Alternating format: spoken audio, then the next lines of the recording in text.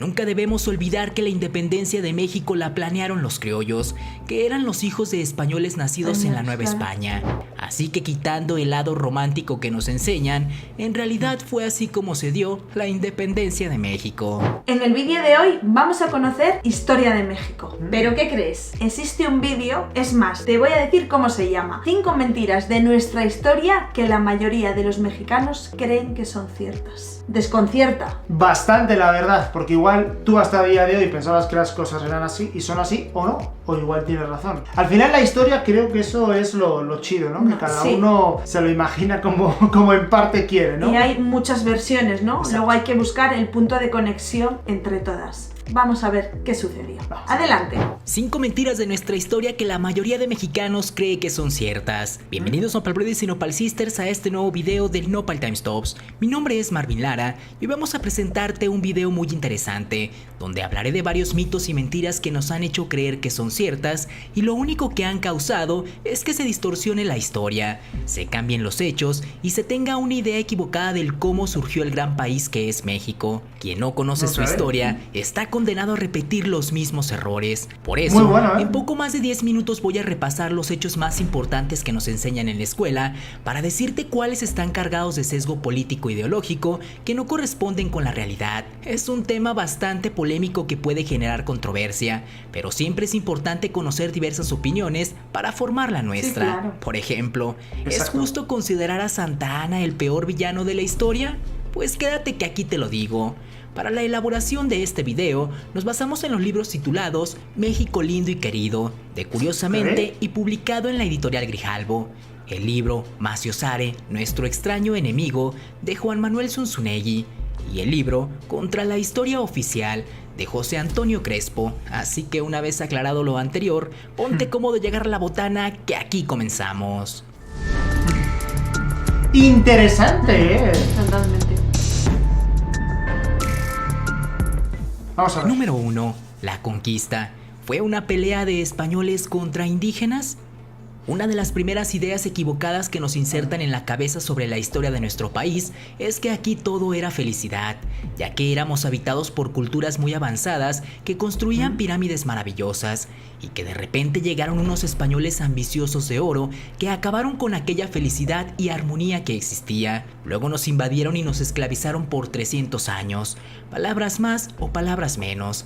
Esa es la historia oficial. Lo cierto es que nunca existió esa armonía. En realidad la mayoría de las culturas estaban peleadas con las demás, pero sobre todo estaban peleados con los mexicas, que habían construido todo un imperio cimentado en los altos tributos que debían pagarles, así como el miedo y miles de vidas que fueron sacrificados como ofrenda para sus dioses. Entonces los pueblos sometidos estaban esperando una oportunidad para rebelarse y poner punto final a la tiranía mexica, y los españoles les dieron esa oportunidad, y por eso se convencieron fácilmente de unirse a los invasores. Así pasó con los tlaxcaltecas, pero no fueron los únicos. También los totonacas, los habitantes de Cholula y otras culturas más que se encontró Cortés a su paso previo a la llegada del Valle de México. Si no se hubiesen dado esas alianzas, habría sido imposible para los 600 o 1000 españoles que llegaron derrotar a los mexicas que junto con sus aliados contaban con fuerza de más de 50,000 hombres. Pero también es cierto que no fue una pelea de todos contra los mexicas, sino que tampoco nos enseñan que hubo españoles que se rebelaron y se unieron a la causa indígena, como Gonzalo Guerrero, quien naufragó en su viaje al actual Yucatán y se integró por completo a la cultura maya, escalando posiciones, formando una familia y compartiendo estrategias para combatir a los invasores, a tal punto que la región maya fue la que más trabajo les costó a los españoles derrotar. La verdad desconocía por completo. No, yo sí lo había oído. ¿Sí? ¿La habías escuchado? Sí, y luego hizo de traductor también para... ¿En serio? Claro. O sea, estilo la Malinche, por decirlo de alguna manera. Claro, pero la Malinche tuvo que aprender castellano de alguien porque ella no era su lengua, ¿sabes? Bueno, entonces... y el maya también, ¿no? En realidad. Claro. O náhuatl. Claro, eso es. Pero yo sí que lo había leído y eso, y que era como una conexión en el idioma. Y qué bueno, que fue ascendiendo y se ganó el respeto, ¿no? También, en ese sentido, ¿no? Y que se involucró en la cultura en la que llegó, no intentó imponer lo que él traía de atrás, sino que se adaptó, ¿no? Se adaptó a lo que había allí y formó una familia. Sí. Ok, qué chido. Bueno, la cuestión de todo esto, y que no sé si lo he comentado, pero partimos nosotros de la base, quiero que lo entendáis, de que nosotros en la escuela, ni en la escuela, ni en el instituto, en ningún lado, tocamos esta historia. No. O sea, no nos dicen la historia es así, así y así, porque en nuestros libros de aprender del colegio, del kinder, del instituto, no tocamos este tema, ¿vale? Partimos de esa base. Entonces nosotros conocemos pues lo que hemos ido entendiendo nosotros a través de los vídeos de México y todo esto, ¿vale? Hasta antes, yo, Hernán Cortés, me sonaba el nombre, pero yo no sabía quién era. Exacto. No es que no voy a mentir. O sea, yo conocía a Cristóbal Colón y más de esa época, pero yo no sabía quién era Hernán Cortés. Hernán Cortés tampoco. Aquí no estudiamos eso, ¿sabes? A partir de esa base podéis entender que nosotros hemos aprendido todo esto gracias a México. Exacto. A lo que nos ha enseñado México, pero no España. Exacto. Claro. Lo que sí que está claro es que llegaron entre 600, 800, 1000 españoles y que ellos solos, por sus propios medios, era imposible que conquistaran Tenochtitlán, que conquistaran todo ese valle, que conquistaran a los mexicas, ¿no? Fueron alianzas. Fue una alianza, como ha dicho, con los tlaxcaltecas, con diferentes pueblos y etnias que había, ¿no? Entonces, de esa manera sí. Eso es lo que a mí más claro me queda. Después las historias entre ellos, si conquistaron, quisieron imponer, si no. Al final, otra cosa que sí que tengo clara es que los aztecas en esa época eran como los más... Bueno, eran los que mandaban entre toda esa zona, se puede decir. Los mexicas, ¿no? Los mexicas. Y, claro, que imponían sus leyes y sus normas bastante sangrientas, ¿no? Por otro lado. Era la forma de gobierno más grande. Exacto. Eran los que se imponían. Exacto. Número 2. ¿La independencia de México fue una lucha entre mexicanos y españoles? Cuando nos enseñan la historia de la independencia, nos hablan de los héroes que nos dieron patria y nos hicieron libres. Por eso es fácil imaginar a estos héroes como los de las caricaturas, luchando por la justicia y la libertad. Pero, ¿en realidad eran estos los ideales de Hidalgo, Morelos, Iturbide y compañía? Pues en realidad no, era una mezcla rara donde cada quien buscaba llevar agua a su molino, sin defender una causa en común. Estaban los indígenas que querían recuperar sus tierras, esclavos que buscaban libertad, mineros que querían mejores sueldos y condiciones de trabajo, pero también estaban los mercenarios, que solo deseaban llegar a un pueblo para poder ver qué podían saquear. Pero lo que debemos tener claro es que no fue una lucha donde los mismos indígenas que habían sido invadidos y conquistados 300 años atrás eran los que ahora buscaban recuperar su independencia. Nunca debemos olvidar que la independencia de México la planearon los criollos, que eran los hijos de españoles nacidos en la Nueva España. Sí, Hidalgo, Allende, Aldama e Iturbide eran criollos. Y no criollos cualquiera, todos provenían de familias españolas muy bien acomodadas económicamente.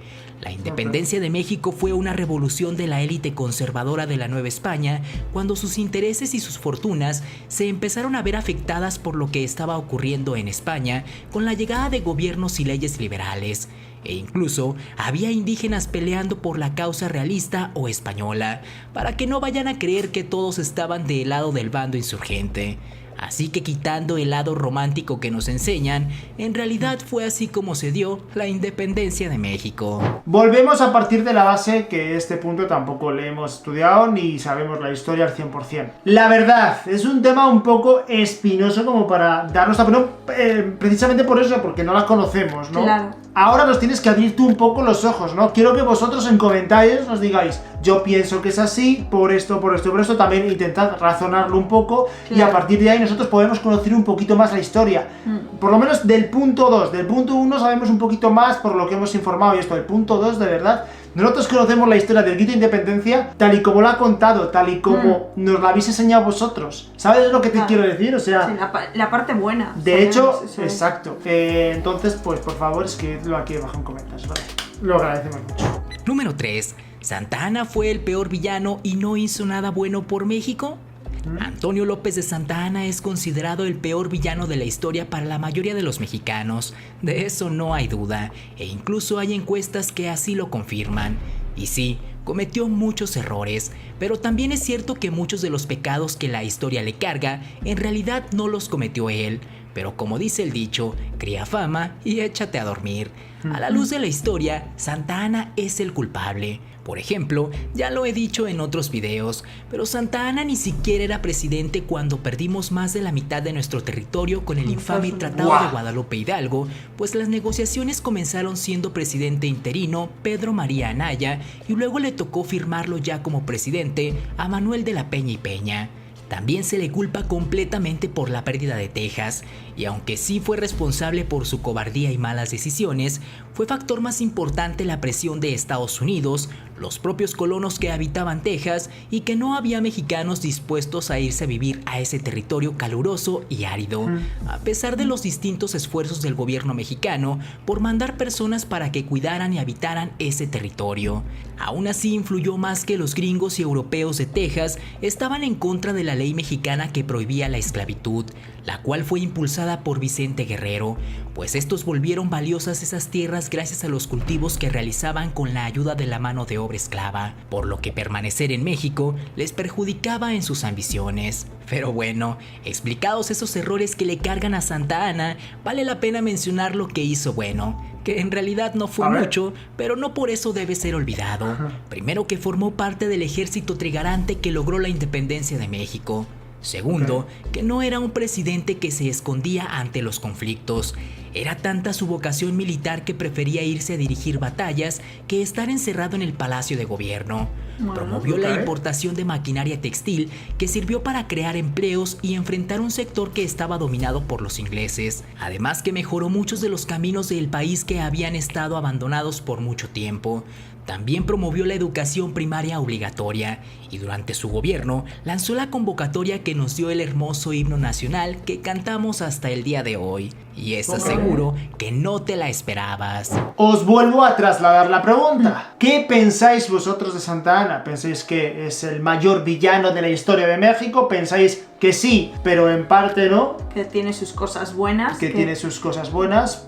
Mira, yo también he escuchado mucho, no sé si se saldrá aquí, el tema de Porfirio. Sí, Porfirio Díaz, ¿no? Claro. Hay muchísima gente que está en su contra y hay gente que me ha dicho que, bueno, que Porfirio Díaz hizo muchísimas cosas mal, pero que también trajo como esa revolución a México, ¿no? Como esa revolución también del estilo, de cultura, Exacto, en cuanto a la cultura, de todo esto, ¿no? Entonces, creo que hay mucha gente a lo largo de la historia que ha hecho muchas cosas mal, pero también alguna cosa ha hecho bien, ¿no? Claro. Obviamente, y lo repito, hablamos desde un punto de vista externo, no siendo mexicanos, no habiendo estudiado, mejor dicho, porque claro que nos sentimos mexicanos, pero me refiero en parte, ¿no? Haber estudiado eso desde pequeñitos, claro. No tienes esa base de la historia, ¿no?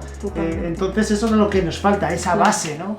No sé, en realidad no entiendo como si México fue un virreinato español, ¿cómo no lo estudiamos aquí? Es que a mí realmente, lo iba a comentar, lo iba a dejar para el final, pero a mí realmente me vuela la cabeza, porque México y España están tan unidos históricamente que nos enseñan, perdón por la palabra, tan caca, para que me entendáis, y tantas cosas que son ajenas a nosotros que realmente no entiendo por qué no nos enseñan esto, que tenemos los lazos tan apegados, ¿no? Es que sabemos, para lo bueno y para lo malo, ojo. Sí, el descubrimiento de América y 2 viajes más que hubo así relevantes. Exacto. Y ahí se acaba la historia. Pero que nos enseñan más, no sé ahora ponerte un ejemplo, pero nos enseñan mucho más, bueno, que es importante la historia, pero no sé, me lo invento, la historia de Egipto, por decirte algo. Sí. ¿Sabes? Que influimos menos como, exacto, eso como país en la historia de Egipto, exacto, que lo que hemos influido en la historia de México. Exacto, o de América y viceversa, en general, y México en nosotros y nosotros en México. América en general, exacto. Número 4. Madero, el apóstol de la democracia mexicana que no quería una revolución. A Francisco I. Madero se le debe ser iniciador de la primera revolución social del siglo XX. Sin embargo, lo que casi nadie dice es que en realidad Madero no se consideraba un revolucionario, sino un reformista amante de la ley de la paz, un religioso devoto al espiritismo y seguidor firme del humanismo cristiano. Y aunque tiene bien ganado el título de apóstol de la democracia, al final resultó ser un pésimo político y peor revolucionario, por lo que terminó convirtiéndose en un mártir de la democracia. Sin embargo, eso no quita haber logrado una hazaña que muchos intentaron pero nadie pudo: la cual fue derrocar al gobierno de Porfirio Díaz. Pocos creían en Madero. Incluso su tío Evaristo Madero llegó a comparar su pleito con don Porfirio como la pelea entre un microbio y un elefante. Aún así, el microbio logró que el elefante saliera huyendo a Francia. No es exagerado decir que Madero inició el movimiento armado muy a su pesar, cuando vio que de plano no había otro camino para que Díaz dejara el poder. Incluso en su libro La sucesión presidencial, escribió en 1908 que ese camino era la alternativa más improbable y la menos deseable. Madero había aprendido de la historia de México que cada vez que se rebelaba un caudillo en nombre de la libertad y el pueblo, olvidaba pronto los motivos que lo habían empujado a empuñar las armas y terminaba instalándose cómodamente en el poder por encima de cualquier ordenamiento legal o democrático. Madero temía que eso se volviera a repetir y no se equivocó, se repitió. Pronto los que lo ayudaron a llegar saborearon las mieles y frutos del poder, y los que nunca se fueron consumaron la traición que lo convirtieron en mártir. Madero creyó ingenuamente que con la salida de Porfirio Díaz cambiaría el país como por arte de magia, pero no fue así, pues no hizo una depuración y limpia para sacar a todo lo que oliera a don Porfirio, y por dejar a muchos porfiristas en el gobierno, terminó dejando a medias lo que le costó tanto construir. Número 5. El mito del malinchismo impulsado por Lázaro Cárdenas. Ser malinchista o nacionalista, preferir lo extranjero o aferrarse a lo nacional. Dos aspectos del mismo discurso que busca cualquier pretexto para dividir a las personas con fines políticos. Es tal el peso del mito que nosotros inventamos la palabra malinchista en español para describir a quien prefiere lo extranjero por encima de lo nacional. Para formar este mito, se nos enseña desde pequeños que hay cosas que son nuestras y otras que no lo son. Se nos educa para creer que como individuos pertenecemos y nos le debemos a una nación. Se nos instruye para valorar algo que se llama cultura, que no es otra cosa que ideas y tradiciones del pasado que se convierten en una herencia a la que debemos estar encadenados. Lázaro Cárdenas es reconocido por ser uno de los mejores presidentes de la historia de nuestro país, pero también fue quien construyó el nacionalismo revolucionario para formar la identidad nacional, y parte de ese discurso era educarnos con la ideología de que los mexicanos somos los descendientes de los aztecas y que fuimos arteramente conquistados, sometidos y saqueados por los españoles. Ser un buen mexicano es odiar a todo extranjero como potencial conquistador. Ahí es cuando surge la Malinche, como un símbolo perfecto de esa ideología. Esa forma de pensar ha provocado un estancamiento de nuestro país, pues mientras el mundo se globaliza y las fronteras dejan de tener sentido, nos hicieron creer que no necesitábamos de los demás y podíamos ser autosuficientes y producir todo aquello que se podía comprar afuera.